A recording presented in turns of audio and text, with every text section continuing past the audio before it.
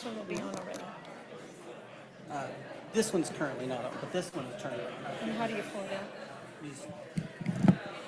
Just slips right out. There you go. So you'd rather us use this. That's what I would recommend. And then we hand it off, or we need to put it back? If you pick it up, I would set it back. And then we have the other 3 mics we can carry around and hand if we need those 2 as well. So she originally wanted. That's fine. We can do that.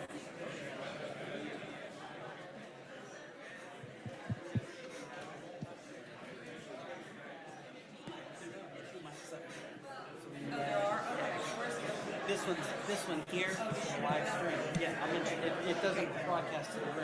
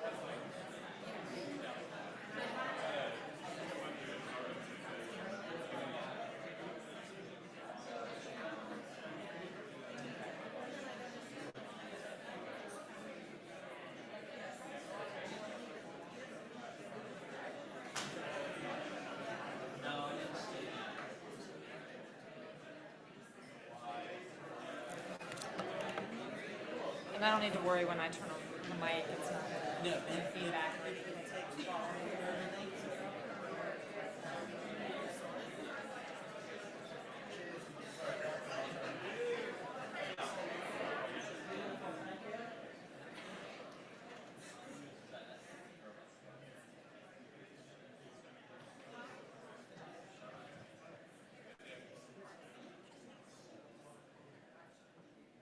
Good afternoon. It's nice to see so many faces out there today, and a lot of maroon. So I clearly didn't get the memo. I want to spend just a couple minutes before we delve in, doing a little bit of housekeeping. First, by way of introduction, I'm Amy Sebring. I'm the Executive Vice President and Chief Operating Officer here at Virginia Tech. This is my first at Prosim weekend, so I'm rounding out. I'll be at 7 months on Monday, so really happy to be here with you all today. And I think we've got a really nice group of talks coming your way. So let me just kind of run through a little bit in terms of what our next hour is going to look like, just so you can anticipate what your role will be, and we hopefully will elicit a lot of questions from you and get some input as we go through the hour.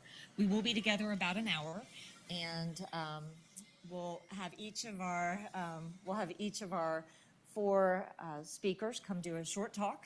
This is modeled in the framework of TED Talks, so each talk will be about 8 minutes. We'll get through all four talks and then open it up for questions. For those of you that may be joining us online, you won't have an opportunity to answer any questions, so the recording will stop after we finish the talks. But for those of you in the room, feel free. We'll have microphones in the room, and so we'll try to come to you, or you can come to a microphone and ask questions as we go along. I will say this set of HokieTalks spans across the university. We really worked across a number of the colleges to bring the presentations that you'll see today.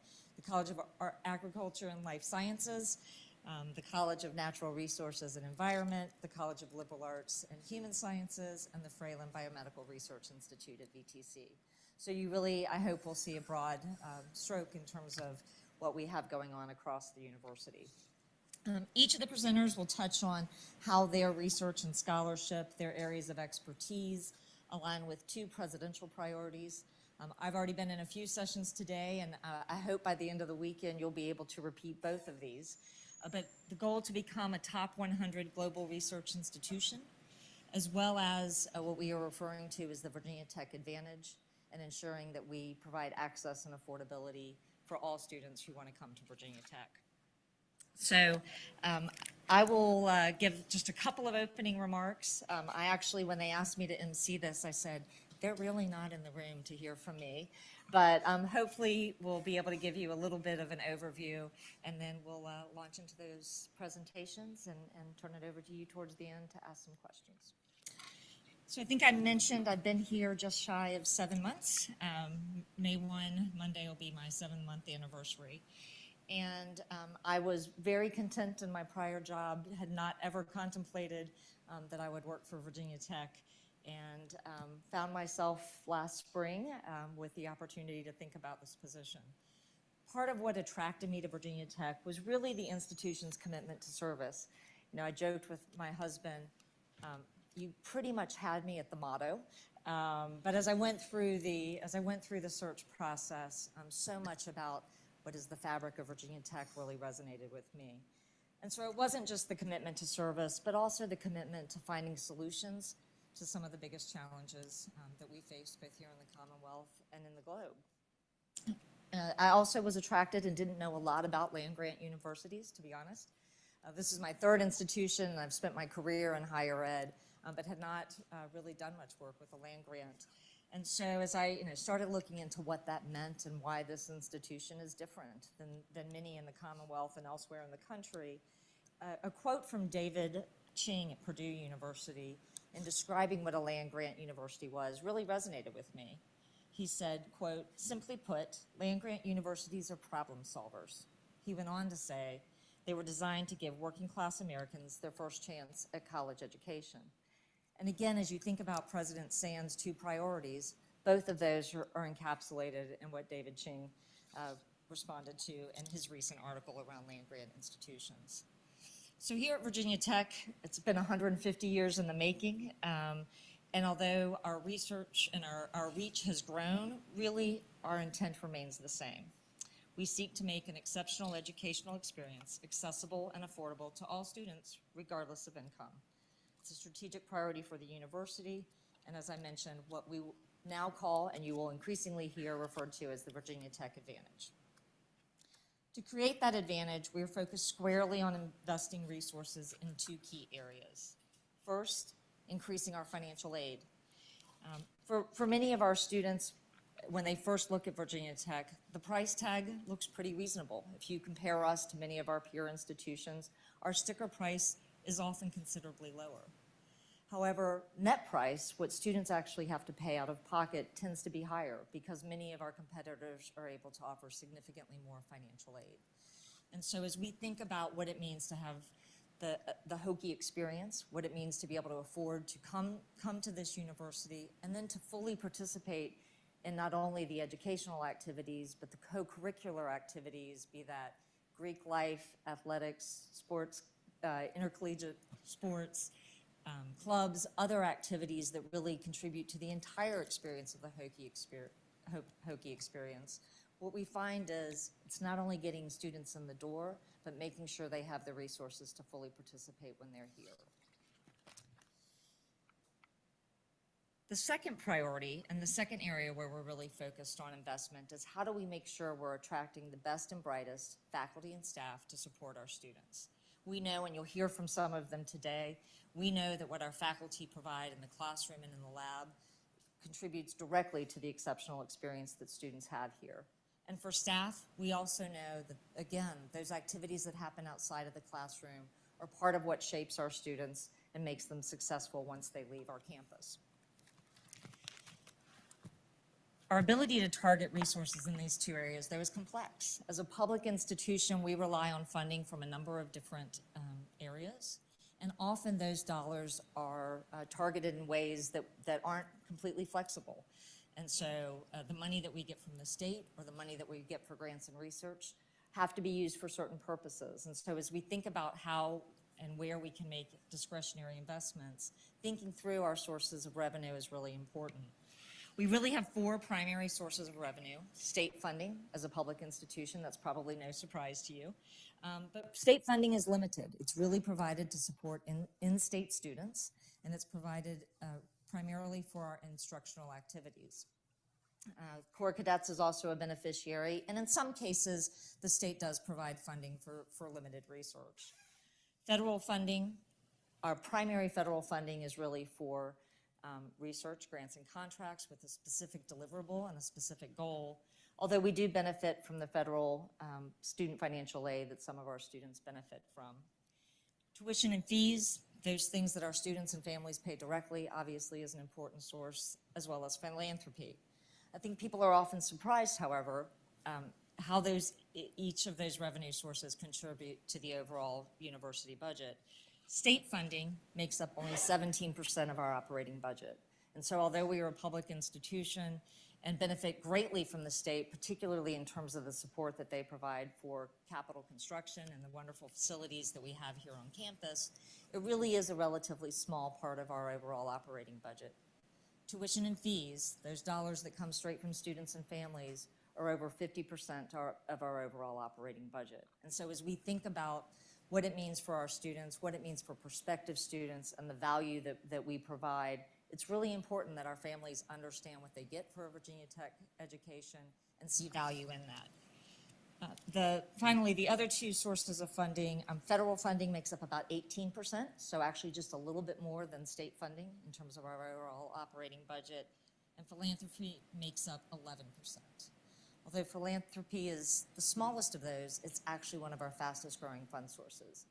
So the work that you have done, the contributions that you have made, that really is what makes up the difference in terms of the margin of excellence that Virginia Tech is able to deliver. Specifically, as we think about making investments in those two priority areas, whether that be student financial aid or support for faculty and the educational programs that we provide, scholarships are an important part of our annual goals from a fundraising perspective.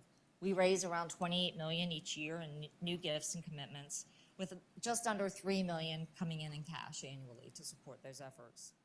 Our goal over the next 10 years is to increase philanthropy around scholarships significantly. We've set a target of bringing in roughly $40 to $50 million in new gifts and commitments annually, with $4 to $5 million of that being in cash. Even with those increases, we know we'll make substantial progress in terms of being competitive for student financial aid, but we will still continue to lag behind competitors in the state, particularly William & Mary and UVA. As we look ahead, we also are thinking about how do we effectively leverage resources to support that goal of being a top 100 global research institution. And we recognize that we have to have resources to compete, but not only for the best students, but for the best faculty. Startup packages are expensive. Being able to provide seed money and to attract faculty that can really help elevate us to that top 100 goal is going to be critical as we move forward. So with that, I will turn it over to really the folks that you are interested in seeing today. I really have the pleasure of moderating this session. I think we've got some great talks in store for you. You're going to hear, as I mentioned, from each of the 4 presenters. We'll bring them up one at a time. They'll go back to their seats, but then when it's over, we'll bring them up and I'll do a little bit of Q&A. Starting us off today is Rishi Jaitley. He is an entrepreneur, co-founder of several nonprofit organizations, and former executive at Google and Twitter. He brings his humanistic perspectives and his technology background to Virginia Tech. He's a leader of human-centered change and technology whose commitment to public service has led him to embrace multiple roles in society to advance the public interest.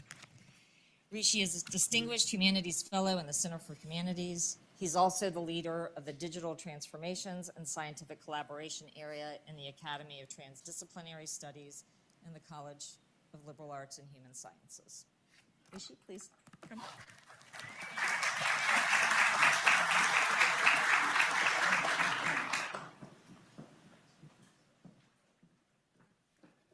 Thanks, Amy, and hey, everybody. Great to be with you all today.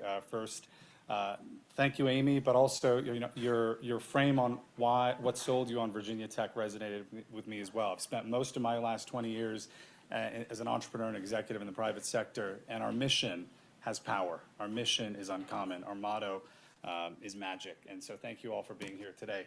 What is the superpower of the future? That's the theme of my talk today. Obviously, sitting here at a university, you might think that the question I'm asking anchors mostly in career context, right? In a world 20 years from now, what might be the superpower to really cultivate? I would wager that another way to think about this question, though, isn't just career and professionally, but to think about this personally, right? What's the superpower to drive human fulfillment and success in career and in personal life looking ahead? And you may have caught wind from my bio. I've spent most of my last 20 years, as I indicated, in the private sector. I came to Virginia Tech because I had a hunch that the answer may lie in what I think of as the humanities and the ascending role, I think, of studying and embracing the humanities in new ways. Now, why ask this question now, Rishi? Why is this question of particular import now? Well, here is an image on the right I generated using artificial intelligence just a couple of weeks ago, a website called DALL-E, and I asked it to put together these colors in a landscapey context, and this was an image that was generated. And so many of you may have caught some of the news in the last 6 months around what's happening in artificial intelligence, what it's doing to careers, but careers are a route to meaning making, of course. And so the future of meaning making is a question I'm pondering just as much as I'm thinking about the future of career more generally. And so one way to kind of succinctly capture my question is, in a world in which technology that enables the access of what I call both computing skills and commercial skills, how do you break through? Right? A lot of people are talking about artificial intelligence and its ability to be both a physician's assistant, a poetry writer, a party planner, a legal assistant. There's a lot in the air. Some of it is likely overhyped, for sure. But still, it's worth pausing and reflecting on how does longevity in career and public policy and products we take to market happen? And my hunch is that it's human sensibilities, in particular, exclusively and singularly human sensibilities, that are going to make the difference in the future. And I'm very proud, as you'll see today, that we at Virginia Tech are playing a leading role in shaping and giving folks a new way to think about this. Now, if you read the news, you may not sense that human skills seem to matter looking ahead. This is the cover of the New Yorker just a month ago, chronicling, it's a long piece, 50,000 words, will take you an hour to get through, but it chronicles the last 15 years of the decline of the humanities, and how back in 07, I think, was sort of the high watermark of English and history majors around universities in the United States, and that's come down, 07 being the year of the iPhone launch, and much more. We know this story. So if If you connect to the zeitgeist, you hear headwinds for the humanities.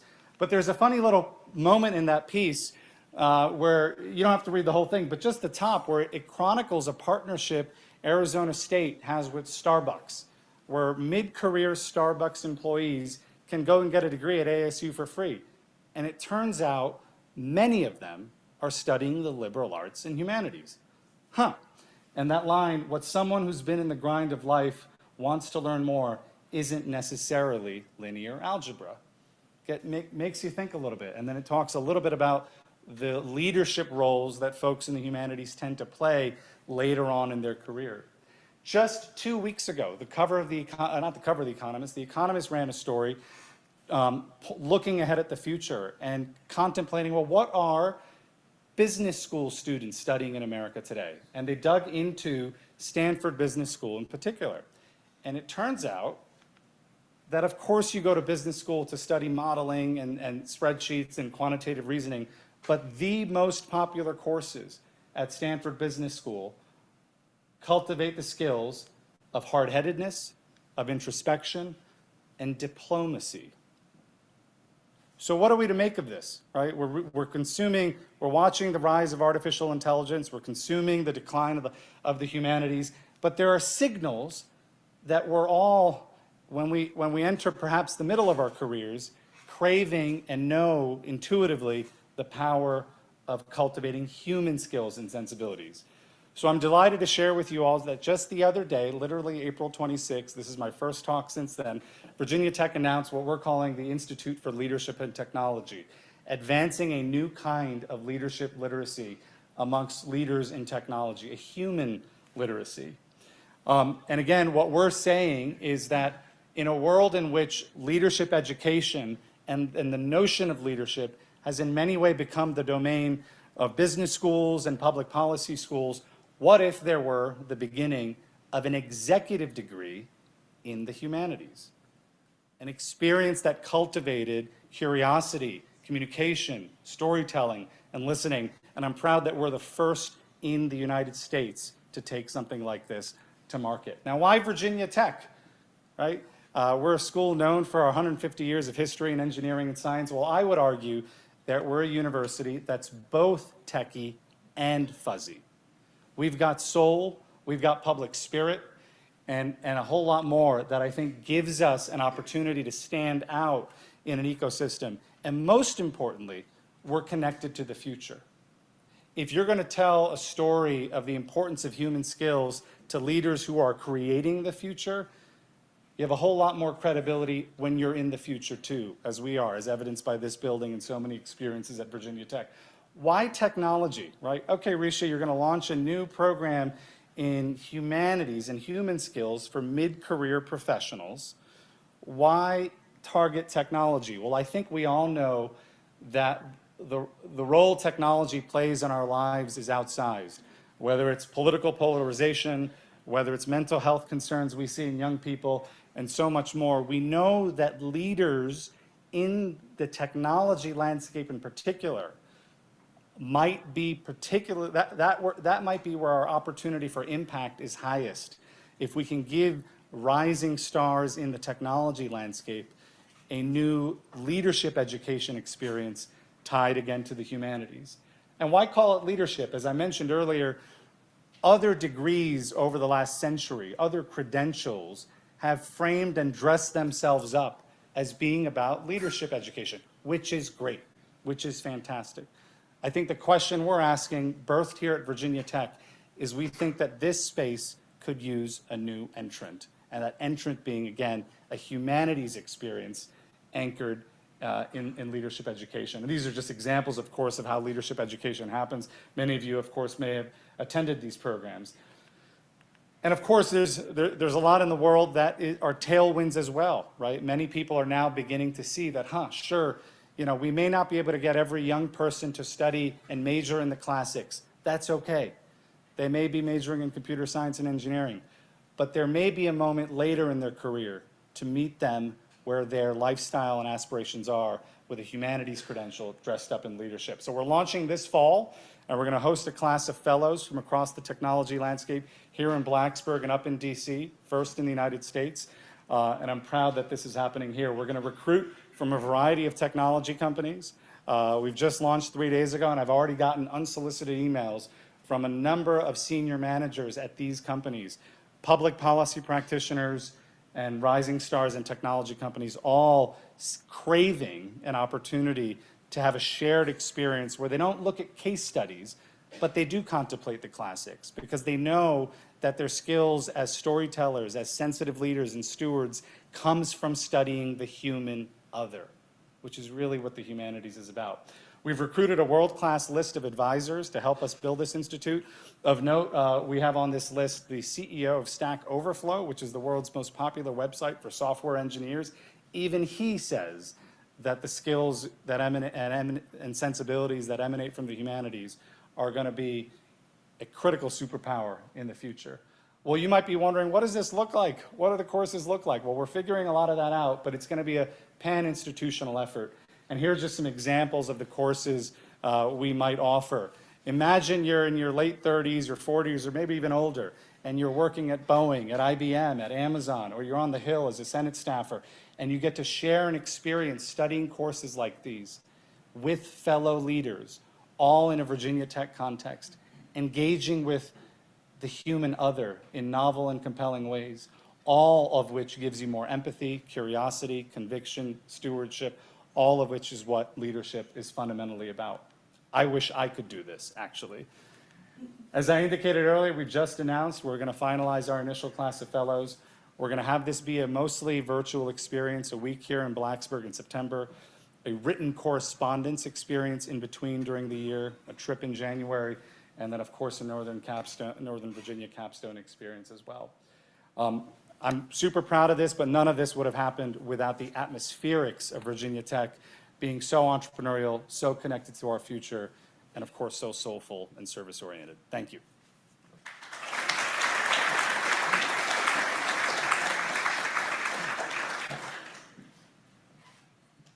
I think I'm on. So as a liberal arts major, Rishi, I'm quite pleased to hear that I may have a future. And I suspect you may have recruited a few potential classmates. So next for our lineup today, we're going to have Dr. Kathy Alexander. I had the pleasure recently of meeting Dr. Alexander. If you followed the news and saw, we had the president of Botswana here on campus a few weeks ago, largely due to the relationships that Kathy has built through her scholarship over the course of her career. Kathy serves as the William E. Lavery Professor of Wildlife Conservation in the College of Natural Resources and Environment. She has a significant international reputation as an expert in wildlife diseases. She works in Botswana, Africa, where she co-founded a nonprofit conservation organization to carry out her scholarship, outreach, and service activities. Dr. Alexander, I think you told me you spend about half of the year in Botswana. She's a registered veterinarian, and she works closely with the Office of the President of Botswana and has served in an advisory capacity during the pandemic to the country of Botswana and their COVID task force response.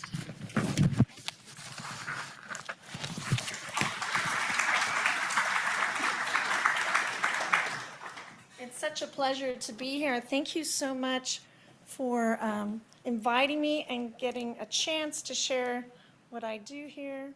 And I think I'm on. Is it working? Is it working? It's getting there. There it goes. Okay. Thank you so much. I've spent most of my life trying to find a way to integrate service with research. And that's why I came to Virginia Tech, because it mattered that what I did had impact rather than I got another NSF grant. And that it was lasting. It was beyond my life, that there was a legacy. And that's why I came to Virginia Tech.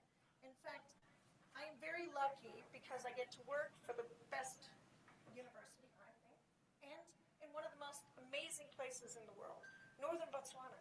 This is the grocery store where I go and buy my food.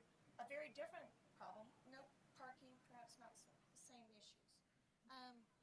My research center is right here in the corner begin to tackle some of the most important problems that face our globe, serving the global land grant mission that Virginia Tech is committed to. The mission covers everywhere from Appalachia to rural Botswana, and what we're finding is that the problems that face humanity are shared, and the solutions that we will find to address those are shared, but they're shared in our differences. Where we have differences in landscape and culture and challenges, we find commonality that speak to solutions. And today I want to talk to you a little bit about just two types of things that I've been doing. My work is focused on trying to figure out where humanity is suffering the most and looking at it through a One Health lens. We used to call it systems biology.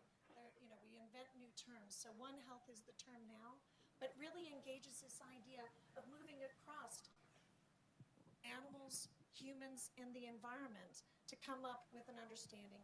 And from that, figure out how we can solve the problem.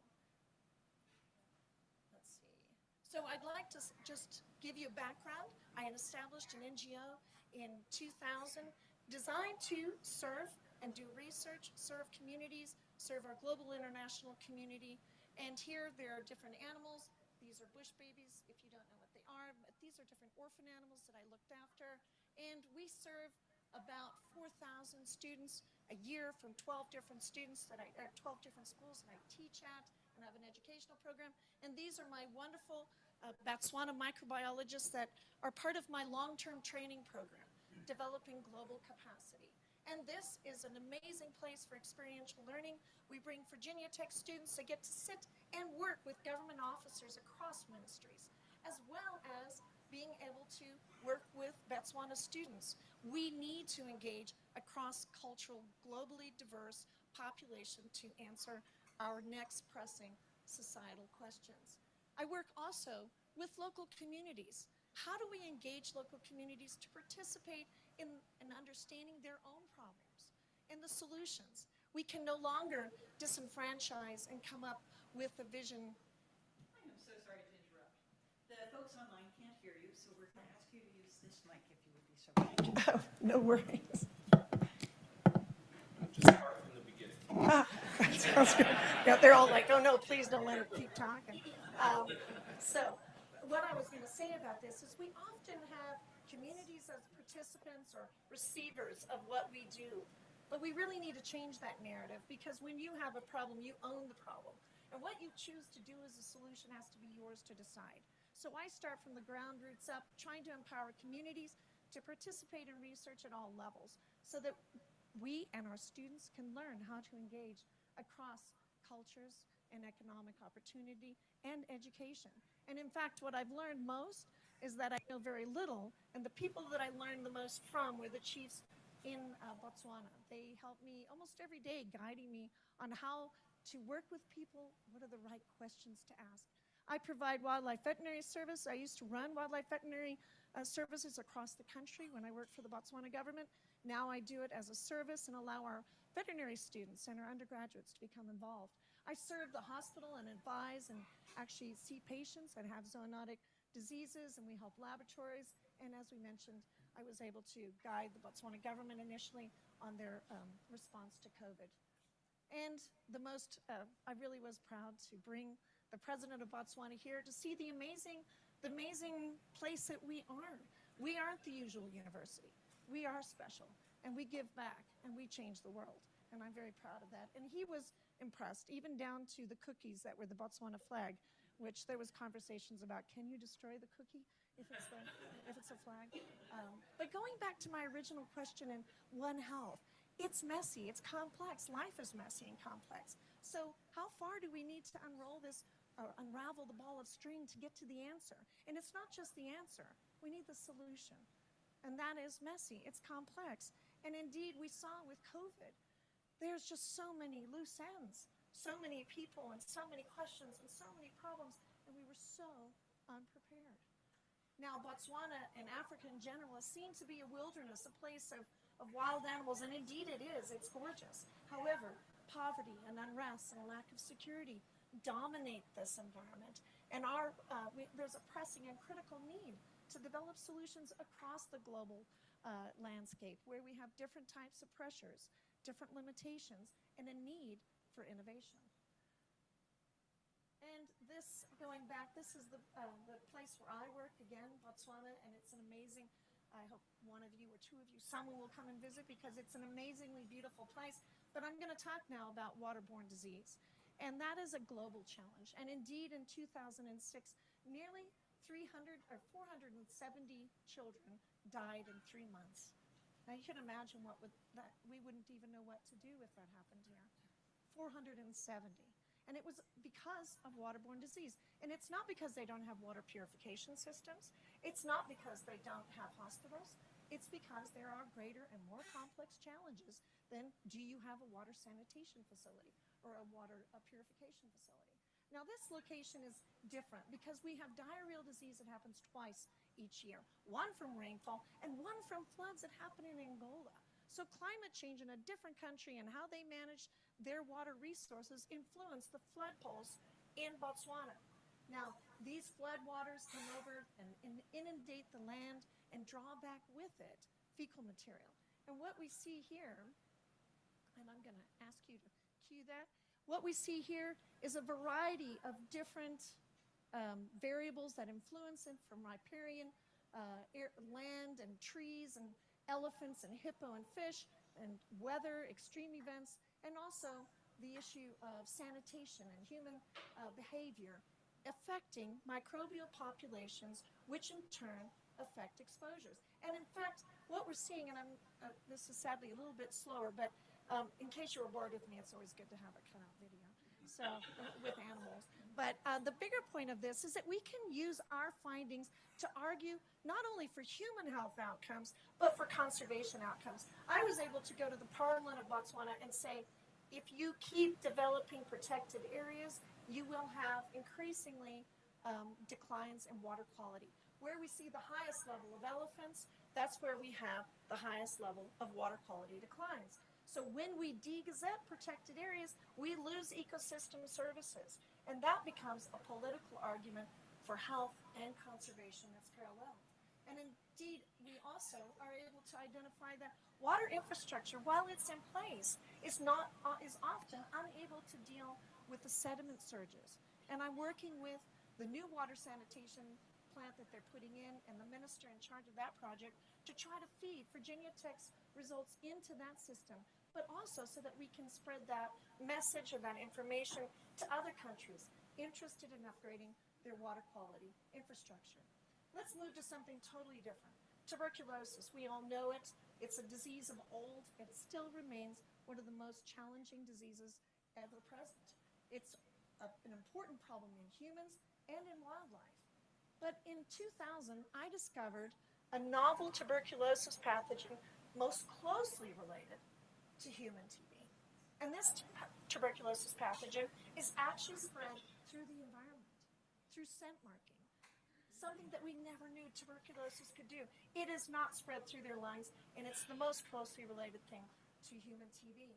Now, if we take that same question and that One Health approach, and we start asking questions about and changing landscapes and humans and interactions with wildlife change their behavior, and what we're finding is that it's profound.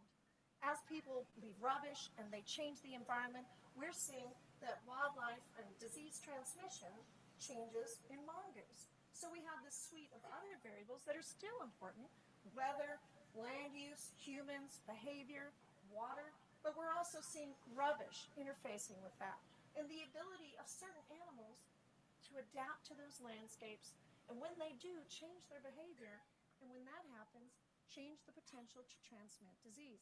Now, why is that important? COVID showed us that we really know very little about what predicts emerging infectious disease. What do we need to know to predict and prevent the next pandemic? And that's what my work is focused on, using the suite of variables in this model system to say, if we can understand how a disease moves through a species with a pathogen that's very close to something that infects us, can we use that information to be prepared for the next pandemic? So as I think about all the wonderful work that Virginia Tech is doing, I'm proud to be a part of that. And this work that we're doing in Africa has resounding consequences and impact across the globe and contributes to our capacity to improve human well-being, environmental sustainability, and get us ready for those complex challenges facing our communities across the globe. Thank you so much.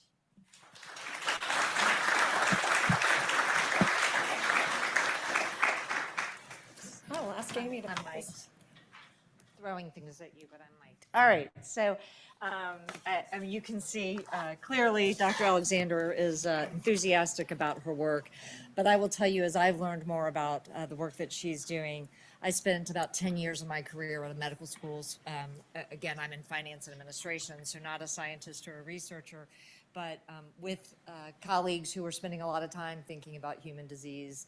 And I don't think I heard the One Health connection at all in my 10 years there. And they were doing some incredible things, but the work that Kathy and her colleagues are doing, that the vet school is doing with the medical school here, and thinking about what this ecosystem looks like and the impact that it has across all of us, I think is really, really exciting work. So thank you for sharing that. Next, we have Dr. Tom Thompson. Dr. Thompson is Associate Dean and Director of the CALS Global in the College of Agriculture and Life Sciences. He's a professor of agronomy, I hope I pronounced that correctly, which he'll explain to you as we go through. Under his leadership, he was awarded, let's try again. Under his leadership, the Global Agricultural Productivity Report, called the GAP Report, was awarded to Virginia Tech in 2019. He was instrumental in Virginia Tech receiving an $80 million grant from the U.S. Department of Agriculture to pilot a program that will pay producers to implement climate-smart practices on farms. You will hear about all three of these programs and how Tom is helping Virginia Tech become a top 100 global research institution.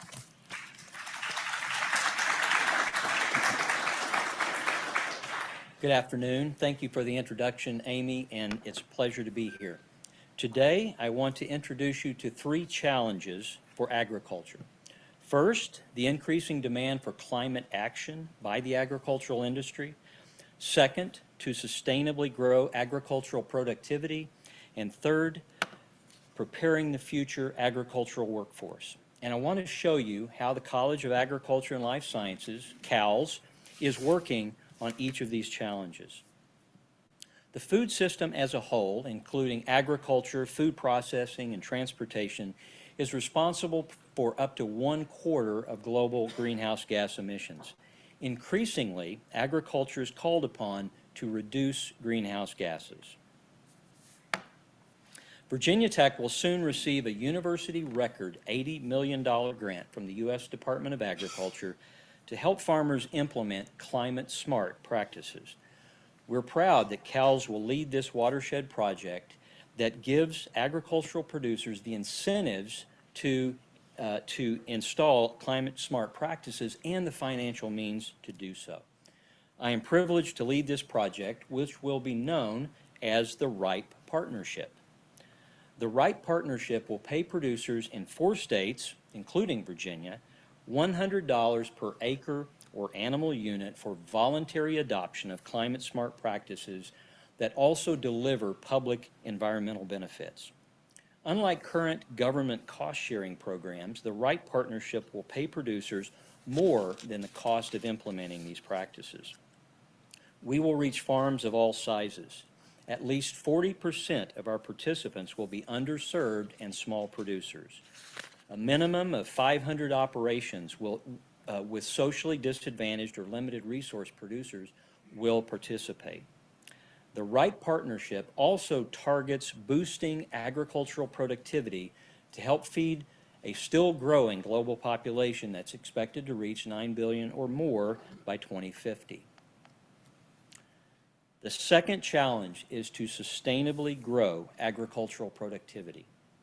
During the next 30 years, the world's population will continue to grow and demand will increase, especially for meat, dairy, fruits, and vegetables.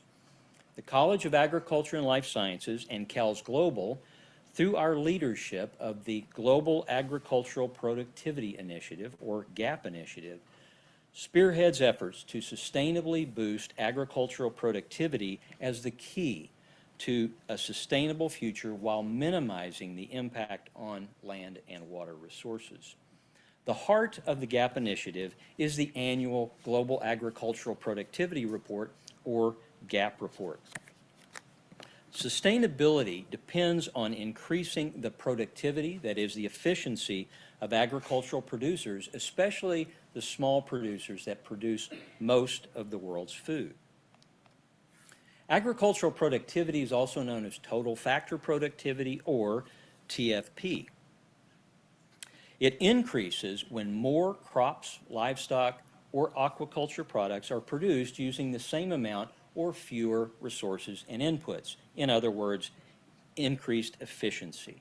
Agricultural productivity growth is driven by the adoption of innovative technologies and practices, including precision agriculture and data, improved seed varieties, better management practices, improved animal care and genetics, and attention to minimizing the environmental impacts of agriculture.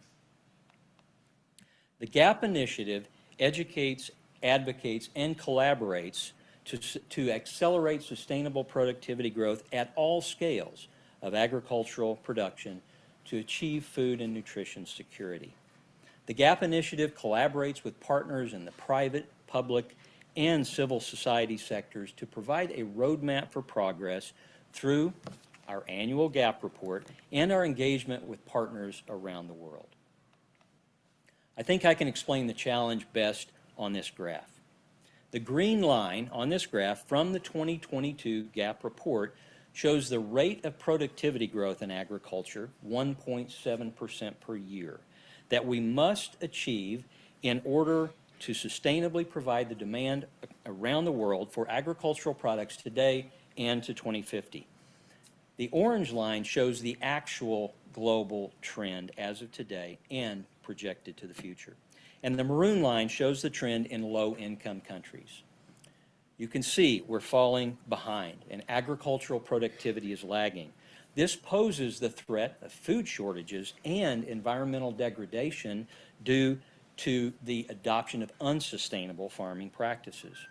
Low productivity growth results in especially dire outcomes for low-income countries.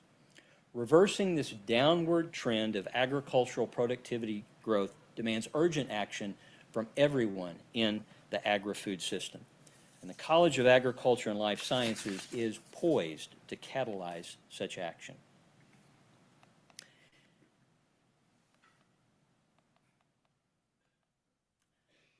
All right, my student slide is not here. So I have a picture of student, you'll have to imagine this in your mind's eye. Students and faculty from the College of Agriculture and Life Sciences in schools and communities in Cambodia. So hopefully you can imagine that. Every year, 60,000 jobs open in the U.S. for graduates with food, agriculture, and natural resources degrees, but only 36,000 graduates are produced by U.S. universities. In CALS Global, we connect students and faculty with opportunities for global learning, discovery, and engagement. We're delivering high-impact experiential learning for students to gain real-world experience on globally pressing issues. For example, recently, CALS faculty and students, with the help of CALS Global, traveled to Cambodia to help a new partner for us, the United Nations World Food Program, create demand for nutrient-fortified rice that vastly improves the nutritional content of the most widely consumed food in Cambodia. We're using a co-investment model with institutions that are globally recognized, such as the World Food Program, and gifts from supporters such as you, to ensure that students travel at no cost and are compensated for their contributions to the project.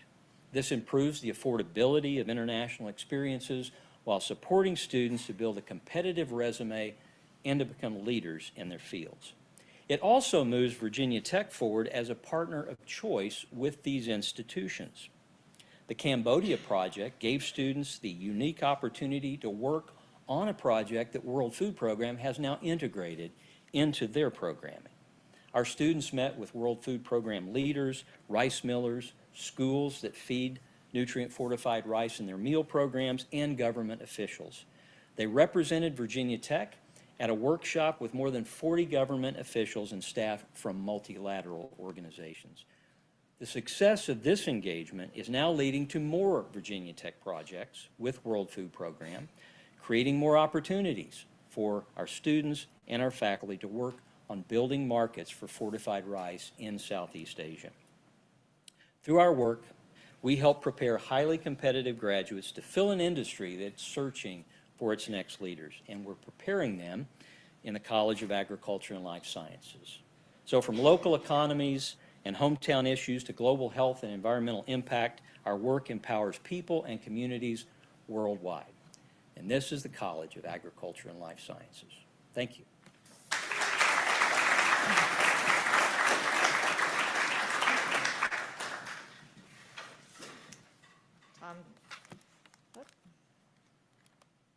Tom, thank you for your presentation. I think, you embodied when I said that the reach of Virginia Tech has expanded over the last 150 years. Not only is the work that you and your colleagues are doing in CALS impacting local communities, but really having an impact across the world. So next, last but not least, I want to introduce Dr. Robert Gourdie. He is the Commonwealth Research Commercialization Fund Eminent Scholar in Heart Reparative Medicine Research. He's also the director of the Center for Vascular and Heart Research at the Fralin Biomedical Research Institute at VTC. He's a professor in the Department of Biomedical Engineering and Mechanics in the College of Engineering. Rob is a cell biologist and entrepreneur, which you'll certainly hear today, who creates knowledge and translates discoveries into solutions for medical problems. He was recognized by the National Academy of Inventors as a rising leader in his field and was recently named a senior member of the National Academy of Inventors. Please.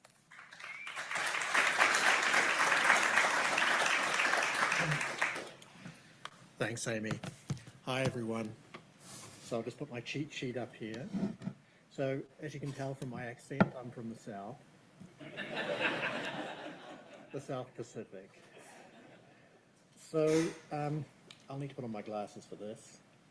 So my lab comprises around a dozen skilled scientists and students, and most of our salaries and resources come from a 7-year, $6.2 million Outstanding Investigator Award from the National Institute of Health. And this was one of the first of these grants that were awarded in Virginia. We can't hear you. Oh, okay. Shall I have a soft voice, so I don't project well. All right. Is that better? Okay.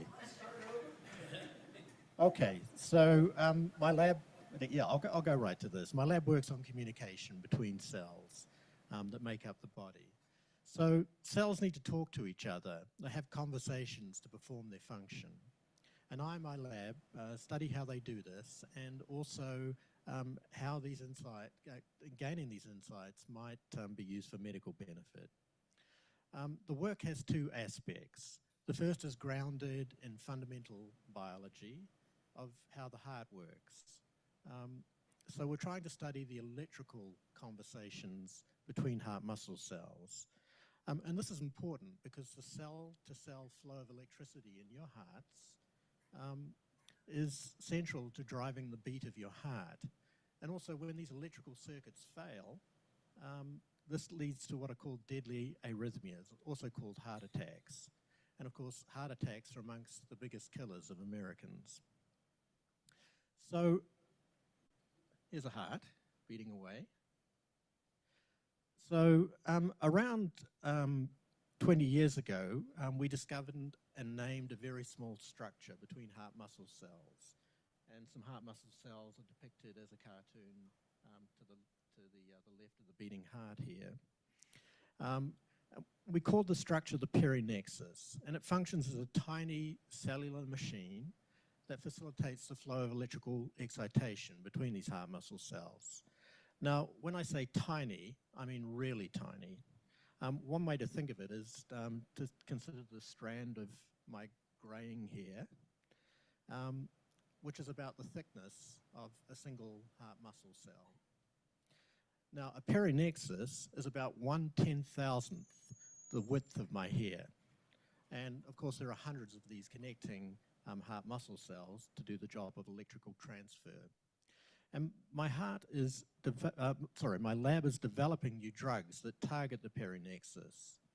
But antiarrhythmic drugs that are safe and effective are very difficult to develop because it's a dangerous thing to do, to mess with the heartbeat. And there's been some famous failures in clinical trials. And so we're looking at ways of developing new drugs which can assist with this in the treatment of patients with heart disease. Now, the other aspect of the lab's work is on the injury response. Here's a structure we discovered called the perinexus. So around 20 years ago, my lab invented a small molecule, essentially a small drug, which we initially developed as a basic laboratory tool for studying cultured cells that we call ACT1. However, we found when we applied this drug to skin wounds on lab animals, that improved wound healing. Now, we've done much work to figure out the cellular and molecular mechanisms of this drug in wound healing, but it also led to a biotech spin-off company from my lab. We called this lab First Ring Research. It's now known as Zequel Bio, but it's since grown into a $120 million company. It employs about a dozen people, including Virginia Tech grads, and it's taking a topically applied cream that contains our drug through phase 3 clinical trials to treat skin radiation injury. Now, obviously, radiation injury is a serious unmet need. There are no drugs approved for this purpose. And of course, many cancer patients suffer from radiation side effects, including skin burns. So we eventually hope that the drug that my lab has developed will be approved as a first-in-class therapeutic for mitigating skin radiation burns. Yeah, we're out of order here, but I'll press on. Okay, so of course, in the background here, we have Mr. Putin rattling his nuclear saber. So having drugs to protect against radiation injury, of course, is not just good for cancer patients, but it could also be of strategic importance to the United States. Now, this radiation protection action of our drug on skin got me thinking about how we might be able to protect against radiation for internal organs. Radiation is a very effective treatment for different types of cancer, including patients with tumors of the digestive system, such as colon and stomach cancer. However, radiation therapy causes major side effects in many patients. I'm actually going to go backwards. So recently, we discovered a way of delivering our drugs by encapsulating them in tiny, naturally occurring lipid vesicles called exosomes. And we've discovered a convenient source for getting lots and lots of exosomes, and this is kind of a link to Tom's talk, is cow's milk. So basically, from a litre of milk, we can generate about 100 mils of ultra-dense concentrated exosomes. The black and white image you're seeing there, it's hard to interpret, but these are actually these little vesicles about the size of a COVID virus that we've isolated and purified. We've also figured out ways of loading drugs into these exosomes, in particular our drugs. The nice thing about milk exosomes is you can take them orally because they're kind of designed by Mother Nature to go to the gut and distribute to different parts of the body, including and showing particular nice uptake in areas of injury. That seems to be part of their purpose. The other thing we've done, in addition to the sort of traditional academic work that a research laboratory does, is that we're very keen on patenting. As we saw before, we started a startup company, but we started a new company called the Tiny Cargo Company. that's licensed this intellectual property from Virginia Tech, and we're hoping to take our drug-loaded exercise for protecting against radiation injury through clinical testing. So the company is still fairly young. We're just into the seed round, and hopefully we'll be able to use the resources from the seed round to move into clinical testing. So with that, I will stop. Thank